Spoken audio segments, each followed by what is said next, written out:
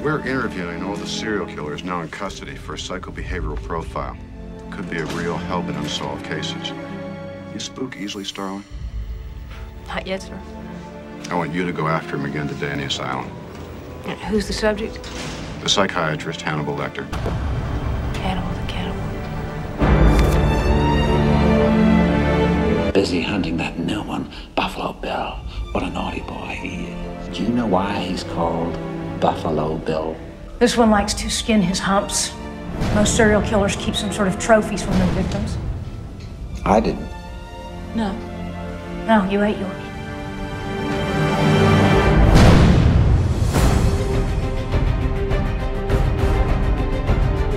I'll help you catch him, Clary. Tell me what you see. He's got real physical strength, combined with an older man's self-control. He's cautious, precise, and he's never impulsive. He'll never stop.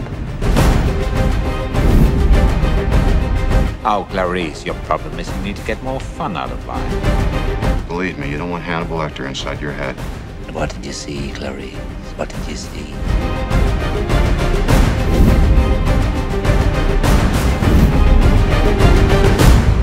Tick-tock, tick-tock, tick-tock.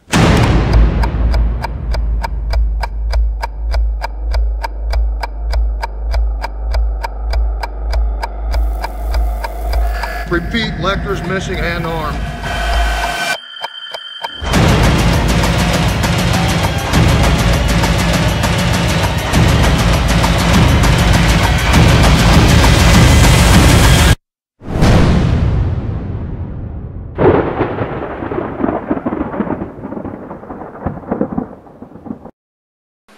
Welcome to the latest episode of the B Movie Club. I'm your host, Kevin. This week we'll be discussing the 1991 horror thriller suspense classic, The Silence of the Lambs, starring Anthony Hopkins, Jodie Foster, Scott Glenn. It's an all-star cast. For those of you joining us for the first time, each week on the B Movie Club, I discuss certain guilty pleasures and forgotten classics of the past. Go ahead and go to our page on Facebook, Original B Movie Club, and give us the big thumbs up. You can also go to our page on YouTube at KD9575 and hit the subscribe button. It's totally free. And don't forget to follow me on Twitter at the B Movie Club. Anytime I post a new video, you'll be the first to know. I also post links to B-movie-ish articles or just anything about movies. I just try to find it and pass it on to you. Okay? So don't be afraid to spread the word. Friends, neighbors, enemies, even strangers on the street. They'll be doing me a solid, okay? Hook a brother up. The Silence of the Lambs.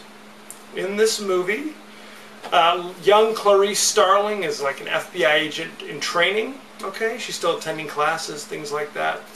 When she is scooped up by the Behavioral Sciences Division, Agent Crawford, Jack Crawford, he brings her in and says, hey, you know, we're having some issues with this serial killer that's on the loose named Buffalo Bill, who's been abducting and murdering all of these poor women all over the place.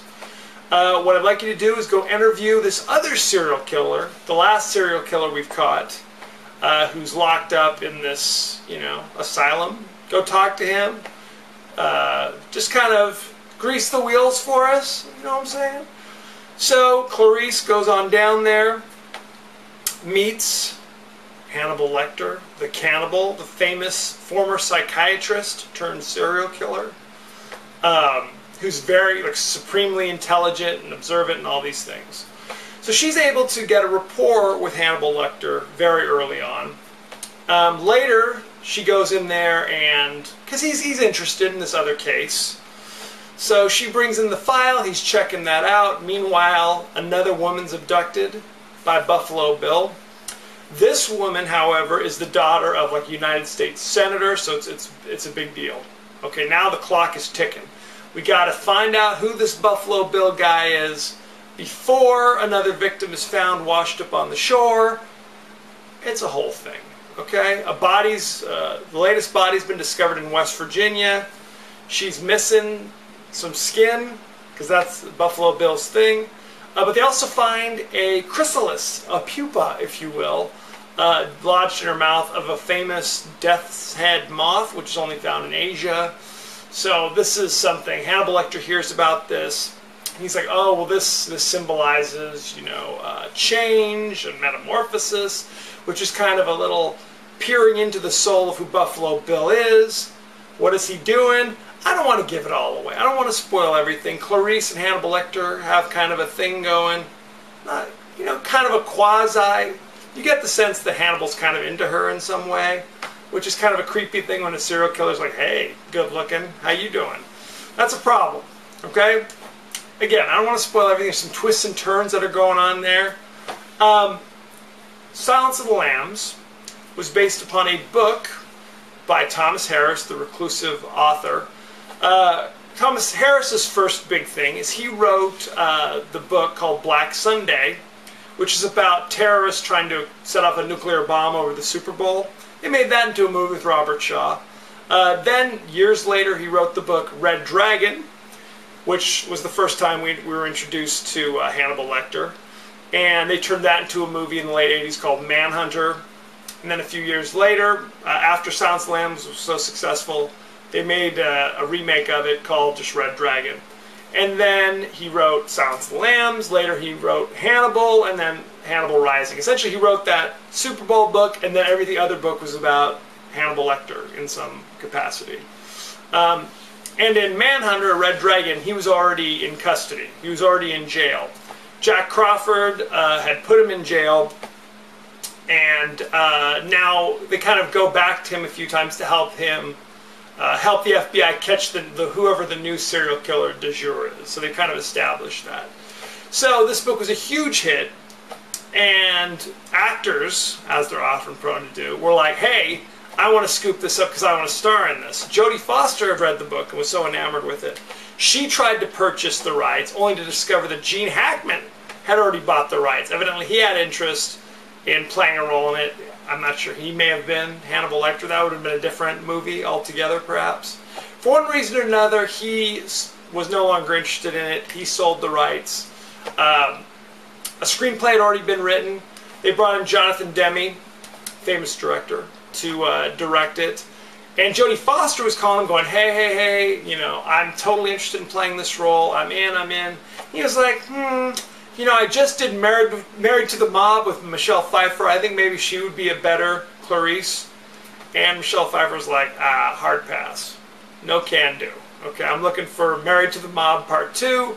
I'm not into Silence of the Lambs. So at that point, he went back to Jodie Foster, who, at their first meeting, she seemed so determined that he felt that kind of energy would be good for the role as well.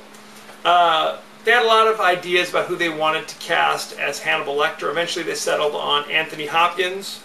And when Anthony Hopkins' agent called, he said, hey, we got you a role in Silence of the Lambs. He thought it was like a kid's movie, some animated feature about lambs doing lammy things. I don't know if it's a sequel to Charlotte's Web. So that's what he thought. When he read it, he was like, okay, I mean, this is a little different than what I usually do, but count me in. They brought in Scott Glenn to play the role of Jack Crawford, the senior FBI guy. And they hired Ted Levine to play James Gumb, the Buffalo Bill.